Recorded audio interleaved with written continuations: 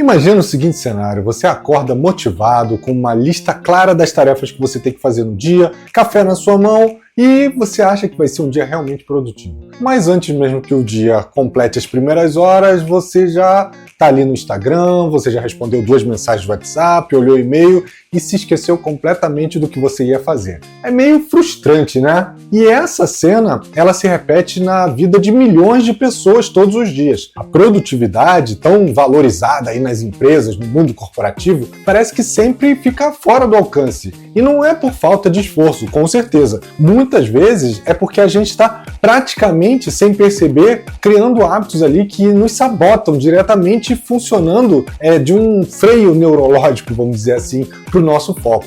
Hoje, a gente vive, como eu já falei aqui, num mar de informações, notificações, obrigações, tudo vivendo simultaneamente ali ao mesmo tempo, o tempo todo, né?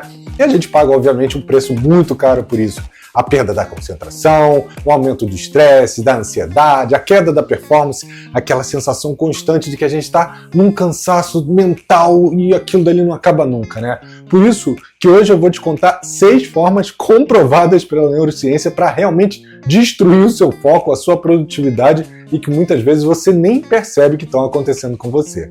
Se o seu objetivo é viver no piloto automático, produzir pouco, se sentir eternamente cansado, continua aplicando essas estratégias que você vai conseguir manter o seu foco lá longe. Mas se você quer entender o mecanismo por trás dessa parte do foco e futuramente aprender como reverter isso, fica aqui comigo que você vai se surpreender. Meu nome é Bruno Ribeiro, se você ainda não me conhece, eu sou coach, eu ajudo as pessoas a desenvolver autodisciplina, foco, os melhores hábitos para que elas possam transformar a vida dela, mas sem aquele peso do dia a dia, sem ter que ser produtivo o tempo todo. E se você for novo aqui no canal, não deixe de assinar, de marcar as notificações para que você seja avisado sempre que um conteúdo novo for lançado, geralmente a segunda-feira aqui no canal do YouTube ou no podcast, mas você pode acompanhar a gente pelos outros canais que eu vou deixar aqui na descrição do episódio.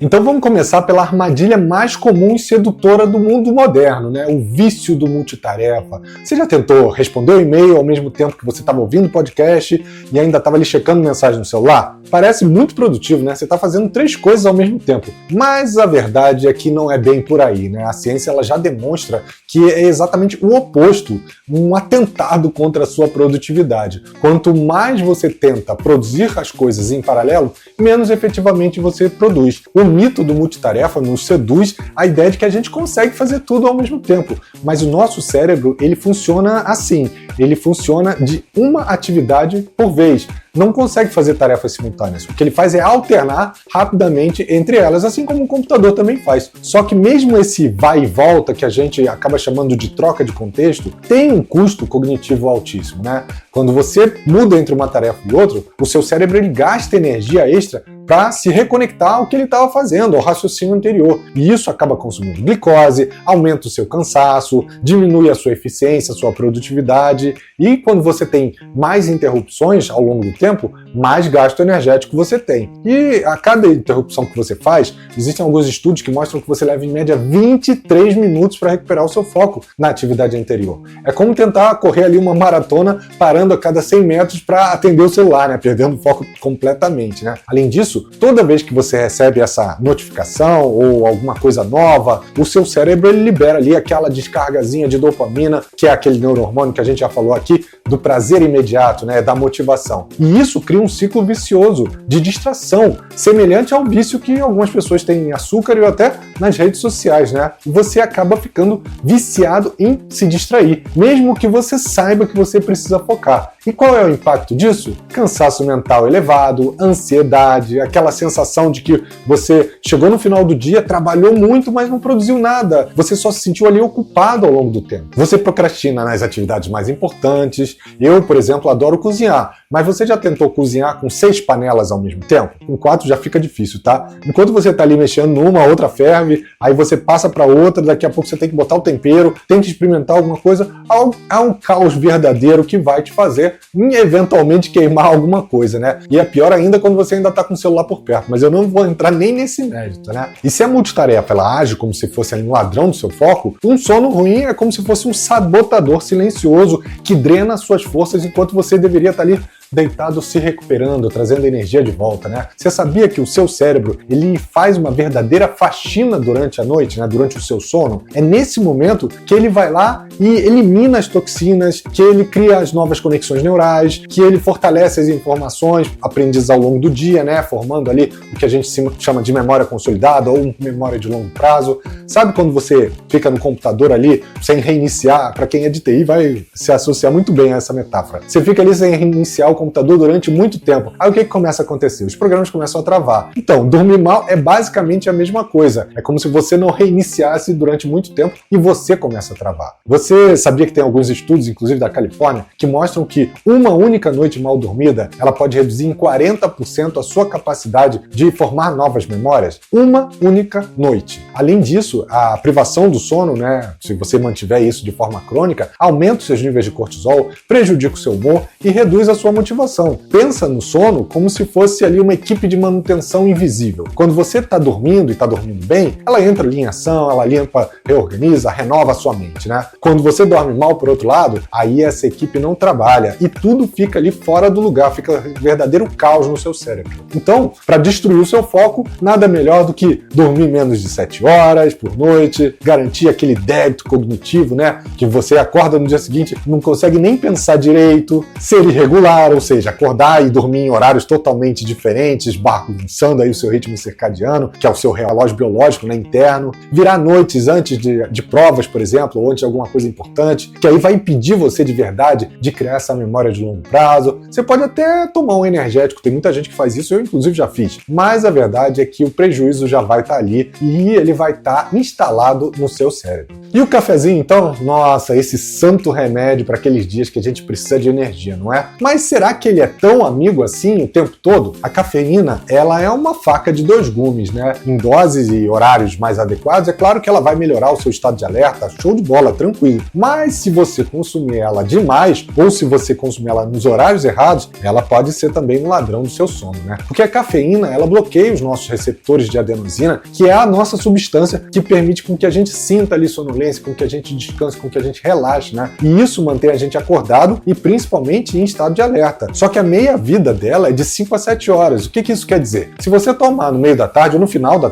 tarde, essa substância ainda vai estar ali no seu corpo até o final da noite. Então tomar um café às 17, por exemplo, pode afetar o seu sono se você dorme às 22. E isso vai prejudicar, em consequência, o seu dia seguinte. Por exemplo, se você acorda cedo para ir na academia, como eu. Ah, Bruno, mas eu tomo café e não acontece nada disso comigo. É verdade, tem algumas pessoas que reagem de forma diferente à cafeína, né? Mas isso não é uma regra, isso é uma exceção. Então, se para você o café não tem efeito, troca pelo Red Bull, troca pela Monster, por algum outro energético que vai continuar atrapalhando aí o seu sono. Uma outra forma de acabar com o seu foco é se manter mais de 90 minutos concentrado sem parar em uma única atividade. O nosso cérebro opera em ciclos ultradianos. O que isso quer dizer? Que ele trabalha em picos de atenção que duram ali entre 60 e 90 minutos. Quando você passa desse tempo, a performance naturalmente vai decaindo e o corpo começa a dar sinais de cansaço. Ah, Bruno, mas eu tenho que dormir dentro desse horário? Não, você pode dar uma pausa, dar uma caminhada, 10 minutinhos, isso já vai te recuperar. E se você mantiver o foco por 3, 4, 5 horas seguidas, sem nenhum intervalo, o seu rendimento ele vai cair vertiginosamente. A capacidade de memorização que você tem, ela vai aumentar, ela vai diminuir muito, né? O seu cansaço que vai aumentar. E o risco de você errar, obviamente, vai lá para cima, né? Ah, mas eu sou de TI, eu trabalho 12 horas em frente ao computador sem perder o foco. Só se colocar uma garrafa de café na minha frente. Aí eu vou, né? Vai nessa, jovem. Depois de alguns dias você vai perceber que essa atenção ali, essa concentração vai começar a decair e você vai errar mais do que você vai acertar. O quinto item para mim é o melhor de todos.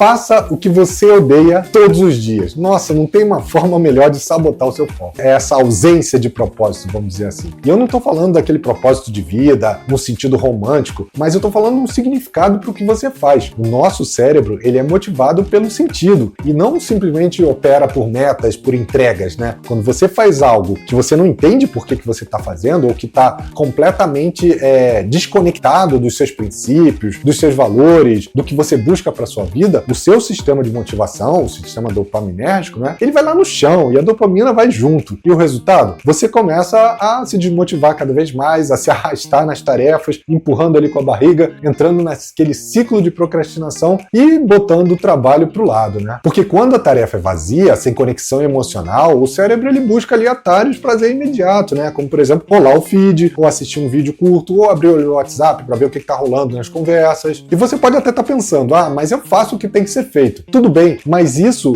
quando você repete por semanas ou meses, faz com que o cérebro aprenda que o seu trabalho é uma punição. E o corpo começa a reagir, você sente fadiga, dispersão, resistência emocional. E para terminar, ignore totalmente os sinais do seu corpo. Você já reparou que quando você dorme mal, ou quando você come correndo, ou não se levanta da cadeira, passa o dia sentado, parece que fica cada vez mais difícil você se concentrar? E isso acontece porque o foco não é só uma questão mental, ela é biológica, ela é fisiológica, né? O seu cérebro ele consome cerca de 20% de toda a energia do corpo, mesmo ele pesando ali 2% do seu peso corporal. Isso significa que quando você está negligenciando o seu corpo, né, botando ele de lado, pensando só na sua concentração, você está literalmente cortando o combustível do seu cérebro. A atenção, ela é um fenômeno metabólico, ela depende do equilíbrio da glicose, da sua oxigenação, dos neurotransmissores que a gente falou aqui, como por exemplo a dopamina, noradrenalina, acetilcolina, o cortisol, e isso tudo depende de você estar com o corpo equilibrado. Sem movimento físico, o fluxo sanguíneo cerebral cai, sem alimentação adequada, a glicose flutua e o raciocínio ele vai travar de uma hora para outra, né? Além disso, a respiração curta e acelerada, que muitas pessoas têm e é típica ali do estresse crônico, ela sinaliza para o seu cérebro que tem uma ameaça. E aí você sai daquele sistema que seja mais racional, né, para o sistema de sobrevivência, onde a ansiedade e a procrastinação vão reinar. E agora que a gente entendeu como sabotar o seu foco, vamos à parte prática, né? Não de sabotar, né? Vamos entender quais são as estratégias baseadas aí nas neurociências que funcionam como um antídoto para esses problemas que a gente abordou aqui, né? A primeira é pratique o foco profundo, como, por exemplo, uma técnica de Pomodoro, que é uma técnica de gestão de atividade ou de gestão de tempo, né? Você vai trabalhar ali em blocos de 25 minutos a 50, tem pessoas que conseguem ficar um pouco mais de tempo, e aí você vai fazer uma pausa de 5 a 10 minutos entre cada um desses ciclos. E você vai repetir 4 ciclos, e aí depois você faz uma pausa maior, ali de uns 20 a 30 minutos. E por que isso funciona? Porque isso respeita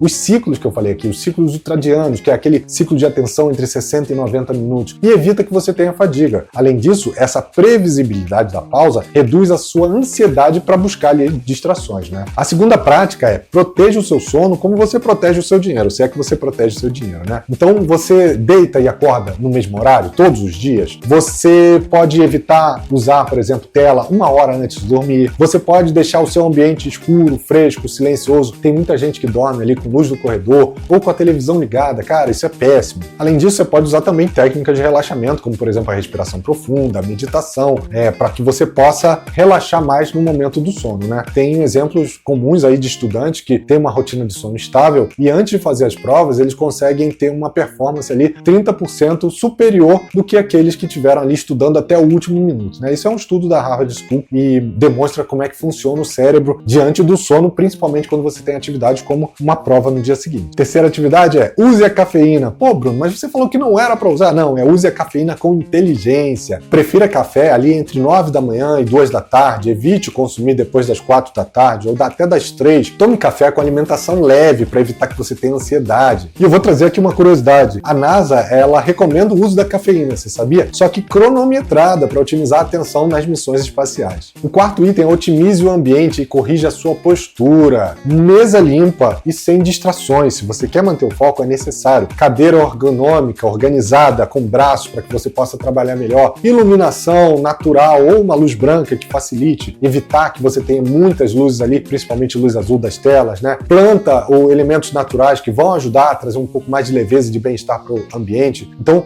ambientes organizados, eles reduzem a liberação de cortisol e aumentam a sua clareza mental, porque você não está ali pensando e com milhões de distrações acontecendo ao mesmo tempo, né? A quinta prática é alimente seu foco, coma de 3 em 3 horas. Para quem tem qualquer questão de gastrite, então, de ansiedade, é a melhor coisa que tem. Priorize ali os alimentos que são ricos em proteínas e gorduras boas, como ovos, castanha, abacate é muito bom. Evite ali picos de açúcar, né? Eu comi aquele biscoitinho, goiabinha, que todo mundo adora, eu amo, tá? Então, não posso nem falar muito, mas comi aquele biscoitinho. Então, tente lanchar coisas mais saudáveis, como proteínas. O iogurte com castanha, por exemplo, exemplo, é uma boa para você, vai evitar que você tenha ali picos de açúcar, e esses picos de açúcar, o que eles acabam fazendo? Eles trazem uma certa sonolência, você fica num cenário meio letárgico, já reparou? Quando você come muito ali no almoço, depois você volta, muito açúcar, né? Às vezes a gente bota 2 carboidratos, botei batata e arroz no mesmo prato, e pouca salada e pouca carne. Você volta pesado, e aí você sente aquela sonolência. Então, a alimentação é muito importante nesse sentido. E a sexta prática é desative notificações e crie rotinas digitais. Silencie as notificações quando você quiser criar blocos de foco, ou principalmente durante a noite, né? Tem muita gente que deixa ali no próprio relógio, aí vai dormir e aquilo de repente pisca, aquilo começa a vibrar. Use aplicativos como Forest, Freedom, para bloquear suas redes sociais. Eles permitem que você bote ali o horário ou até o limite de uso diário, né? Estabeleça horários fixos para você checar suas mensagens, para você não ficar olhando ali o WhatsApp, o seu Messenger do trabalho, o e-mail o tempo todo, né? Notificações, elas são ali mais ou menos como pingos constantes de uma torneira, né? Você só percebe que eles incomodam quando o silêncio tá ali e você ouve 1, 2, 3, 4, 5, 6, 7. E é exatamente isso. Você tem que fechar essa torneira para que você volte ao silêncio e volte a manter o foco no que você realmente tem que fazer. Cada ação que eu trouxe aqui, por mais simples que ela possa parecer, ela pode eliminar esses hábitos destrutivos do seu foco e praticamente trazer ali uma cultura de manutenção da sua atenção. Você não precisa mudar tudo de uma vez. Esse é um grande erro. Eu vou mudar tudo, vou fazer todos. Não faça, mas você precisa começar. A sua atenção e o seu tempo são os seus ativos mais valiosos e que eu não acho que você deve jogar eles fora. E se você quer continuar essa jornada de autorreflexão, de desenvolvimento, se inscreve no programa Fora de Série. A lista de espera vai estar aqui no link desse episódio. É um treinamento completo onde você vai aprender sobre clareza, sobre autoconhecimento, você vai entender o seu estado atual, você vai fazer uma série de assessments que vai te permitir ter uma visão muito clara e traçar um objetivo, você vai trabalhar o seu foco, você vai acabar com todos esses sabotadores, como a síndrome do impostor, que muitas pessoas têm de eu não sou capaz, eu não vou conseguir, e isso bloqueia ela para oportunidades. Então, se inscreve no programa Fora de Série e compartilha esse episódio com alguém que você tem certeza que precisa ouvir sobre isso. Um abraço e até semana que vem. Tchau, tchau.